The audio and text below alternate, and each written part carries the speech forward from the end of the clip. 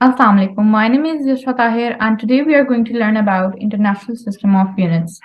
जैसे हमारे पास technology advance हो रही थी तो हमारे पास all around the world everyone was using a different system of units. कोई टाइम को अगर हम ले लें, कोई उसको सेकंड्स में रिप्रेजेंट कर रहा था, कोई आवर्स में, कोई मिनट्स में। तो हमारे पास कुछ स्पेसिफिक यूनिट्स नहीं थे। तो हमने एक सेट किया स्टैंडर्ड, ठीक है, हमने उसका सेट किया यूनिट जो कि हम हर जगह हर फील्ड में यूज कर सकें, ठीक है। So what is the standard? Basically it is a set for a quantity so that it can be expressed in terms of that quantity। हम कोई यूनिट स्पेसिफाई कर सकते हैं जाके हमारे पास जो एक क्वांटिटी है हम उसको ऑल अराउंड द वर्ल्ड, कोई मिसमैनेजमेंट ना हो, कोई मिसकॉन्सेप्शन ना हो, हम एक ही यूनिट रखें ताकि हमारे पास किसी भी चीज में मुश्किल ना हो, आसानी से बात भी समझ आ जाए और वो हमारा जो एक स्टैंडर्ड रिक्वायर्ड है वो मेंटेन ही रहे। So standard is basically representing towards the unit. So what happened basically with the development in the field of science and technology, there was a need for a commonly acceptable system of units that was felt all over the world। बहुत ज्यादा misunderstanding हो रही थी तो हमें उसको clarify करने के लिए कुछ स्टैंडर्ड स्पेसिफाई करना था बेसिकली। क्यों?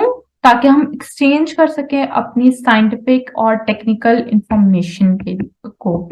सो अब हुआ क्या कि हमने 11th जर्नल कॉन्फ्रेंस हुई वेट और मेयर्स पे। कहाँ हुई? Location was Paris and it was held in 1960 और there was an adoption of worldwide system of measurements that was basically called International System of Units। Short form is SI units, ठीक है। अब इससे हुआ क्या? सारी जो हमने मिसकॉन्सेप्शंस थी वो हमने क्लैरिफाई कर दी और हमने एक स्टैंडर्ड बेसिकली रख दिया। हर चीज को मेजर करने के लिए हमने एक यूनिट स्पेसिफाई कर दिया। अब वो यूनिट्स कहाँ से आए? अब वो हमारे पास बैक देन बेस क्वांटिटीज से हमारे पास आए बेस यूनिट्स एंड इसी तरह ड्राइव्ड क्वांटिटीज से हमारे पास आए drive units.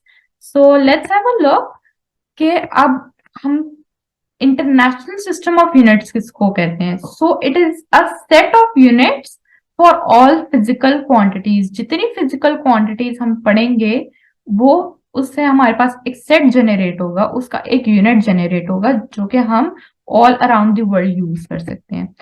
So number one is base quantities. The unit that describe base quantities are called base units. जितनी हमने बेस क्वांटिटी पढ़ी है उसी के आगे फर्दर हमारे पास यूनिट्स आ गए हैं। Each base quantity has its SI unit. In international system, 7 quantities are chosen as base and their units are defined and standardized। Let's have a look upon the base units। We are having length जिसको हम L small case letter से represent करें। अब आपने इसमें small case letters and alphabets और हमारे पास capital case letters का बहुत ज्यादा ख्याल रखना है क्योंकि आप कहीं भी उसका गलत लिखोगे तो आपका वो किसी और क्वांटिटी को रिप्रेजेंट करेगा, ठीक है। सो अब वी आर हैविंग मास जिसको हम स्मॉल m से रिप्रेजेंट करते हैं and then we are having time, electric current, intensity of light, temperature and amount of substance. इसी तरह हमारे पास अब इनके यूनिट के भी नाम है और यूनिट के भी सिंबल रखे गए इंटरनेशनल सिस्टम ऑफ यूनिट्स में। सो लेंथ को हम स्मॉल केस लेटर एल से रिप्रेजेंट कर रहे हैं और उसका यूनिट है हमारे पास मीटर जो कि हम स्मॉल एम से रिप्रेजेंट करेंगे। इसी तरह मास हमारे पास स्मॉल एम से रिप्रेजेंट हो रहा है और केजी जो कि हमारे पास डेली लाइफ में भी बहुत ज्यादा यूज होता है उसको हमने ऑब्जर्व भी किया होगा कि हम के स्मॉल हमेशा लिखते हैं, ठीक है, एन जी हम यूज करते हैं। Then we are having time जिसको हम स्मॉल टी से रिप्रेजेंट करते हैं और सेकंड्स हमारे पास स्मॉल एस से रिप्रेजेंट कर रहा होता है। इलेक्ट्रिक करंट को हम सिंपल आप 1 लिख दो या आई लिख दो लेकिन आई हमारे पास कैपिटल यूज होगा, ठीक है। एम्पेयर से रिप्रेजेंट करते हैं और एम्पेयर हमारे पास हमेशा कैपिटल केस ए से होगा। इंटेंसिटी ऑफ लाइट एल और उसका यूनिट जो है हमारे पास candela that is represented with small C and D. अब इसको हम याद करने का तरीका क्या है, इंटेंसिटी ऑफ लाइट का यूनिट हमेशा भूल जाते हैं। तो आप इसको इस तरह यूज कर सकते हो कि जब भी हमारे पास लाइट जाती है तो हमें एक कैंडल की जरूरत पड़ती है, ठीक है। कैंडल में सी भी आता है और डी भी आता है, और इसी तरह आप उसका यूनिट भी याद रख सकते हो कैंडल से, ठीक है। लाइट जहाँ हमें एक कैंडल की जरूरत पड़ी है, कैंडल उसका यूनिट है इंटेंसिटी ऑफ लाइट का। Then we are having temperature. Temperature को हम कैपिटल की इस लेटर टी से रिप्रेजेंट करते हैं और उसका यूनिट हमारे पास केल्विन है, जो कि हम के रिप्रेजेंट कर रहे हैं। देन अमाउंट ऑफ सब्सटेंस, जो कि हमारे पास केमिस्ट्री में बहुत ज्यादा यूज होता है, ठीक है। कुछ हमारे पास उनके न्यूमेरिकल्स में भी यूज होता है और हमारे पास एक्सपेरिमेंट में भी यूज होता है, जो कि हम मोल्स के फॉर्म में ले रहे होते हैं, ठीक है। नंबर ऑफ मोल्स हमने फाइंड करने हो तो हमारे पास उसका फॉर्मूला आ जाता है mass in gram divide by molar mass. इस तरह हम जब उसका यूनिट लिखते हैं तो हम हमेशा MOLE नहीं लिखते, क्योंकि MOLE हमारे पास उसके जो यूनिट है उसका नाम है, सिंबल हमारे पास उसमें ई इंक्लूडेड नहीं है, ठीक है। तो सिंबल के यूनिट में हमेशा ई हम एक्सक्लूड कर देंगे, उसको हमने माइनस कर देना उसमें से, ठीक है। तो MOL is the unit of amount of substance. Coming towards derived quantities, units of derived quantities are obtained by multiplying and or dividing base units. हमारे पास derived quantities किस चीज का आउटकम है, वो हमारे पास बेस यूनिट्स का है। बेस यूनिट्स हमारे पास स्पेसिफिक ही है, जो कि हमारे पास 7 है, उसमें कोई वेरिएशन कोई चेंजेस नहीं आएंगे। लेकिन ड्राइव क्वांटिटीज में हमारे पास एक वास्ट हमारे पास लिस्ट है, जो कि सारी बिलोंग कहाँ से कर रही है, फाउंडेशन कहाँ है उसका, वो सारा हमारे पास बेस यूनिट से आई है। या तो वो मल्टीप्लाई हो रही है या तो वो डिवाइड हो रही है, या एट अ टाइम उसके अंदर दोनों एक्सप्रेशन यूज हो रहे हैं और वो हमारे पास प्रोडक्ट की फॉर्म में ड्राइव यूनिट्स एक्सप्रेस कर रही हैं। So units used to measure drive quantities and one or more base units are divided or multiplied, ठीक है। तो हमारे पास a at a time expression use हो रहा होता है। Let's have a look. We are having the quantity. Let's have a look. Speed हम उसको b से रिप्रेजेंट कर रहे होते हैं और उसका हमारे पास जो यूनिट है दैट इज मीटर पर सेकेंड, एंड उसको हम आगे अगर और सिंप्लीफाई करें, अब हमारे पास मीटर क्या है, हमारे पास लेंथ को रिप्रेजेंट कर रहा है, सेकंड हमारे पास टाइम को रिप्रेजेंट कर रहा है। सो यहाँ पे हमारे पास बेसिकली क्या हुई है, डिवीजन हो रही है, किस चीज की, लेंथ और टाइम की डिवीजन हो रही है, जो कि एक्सप्रेस हमारे पास आगे क्या कर रहा है, एक ड्राइव क्वांटिटी जो कि स्पीड है। Acceleration is also a product of multiplying and division और ऑफ बेस क्वांटिटी। तो एक्सेलरेशन को हम हमेशा स्मॉल केस लेटर ए से रिप्रेजेंट करेंगे और उसका यूनिट हमारे पास मीटर पर सेकेंड, ठीक है। अब मीटर हमारे पास अगेन एक लेंथ है, देन सेकेंड्स हमारे पास टाइम को एक्सप्रेस कर रहे हैं। अब सेकेंड्स का हम पर सेकेंड, अब डिवीजन भी हुई है, ठीक है। मीटर के बाद हमारे पास डिवीजन हुई और डिनोमिनेटर में हमारे पास टाइम की जी मल्टीप्लीकेशन हो रही है, एंड हमारे पास जो फॉर्मूला आया वो आया है एक्सेलरेशन का।